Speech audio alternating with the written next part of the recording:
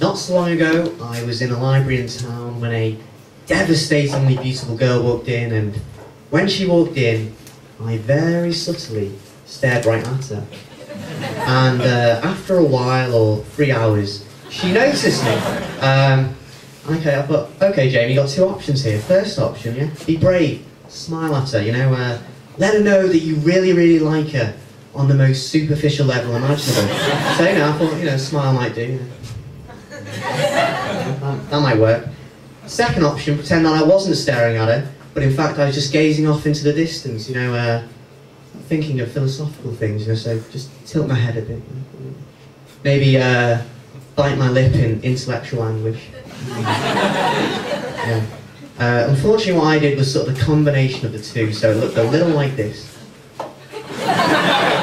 Which isn't a good look. It's a bit like one of those portraits off Scooby-Doo. Yeah. That's the story of how I fell in love with Wendy the librarian, who's she's a lovely, mature woman. The great thing about falling for a older lady is it really feels like it's a race against the clock, which you don't really get that with the younger girls. Seriously though, I was in a proper relationship 3 years ago, but she mutually ended it, and I'm over it now, but you know, I still wonder where it went wrong between me and, you know, let's call her Fiona, because that's her name and I owe her nothing. The thing that I really miss about Fiona is her great passion for the suffragette movement. Really, Jamie? No, but I've got a joke about the suffragettes, so I'd quite like to make it.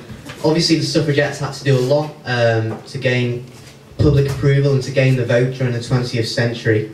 One suffragette caught my eye though, called Elsie Bauman. Now, Elsie Bauman was not only a suffragette, but she was also on the maiden voyage of the Titanic.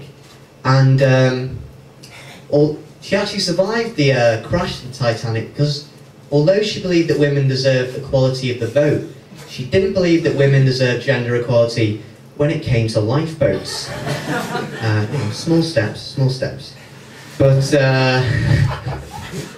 I don't know if you saw, but last year the university had a summer ball which was sensitively named the Titanic Ball, you know, which I think is a great tribute to all those who lost their lives. They had a very sensitive survivor's photo at the end if you were sober enough to stand up.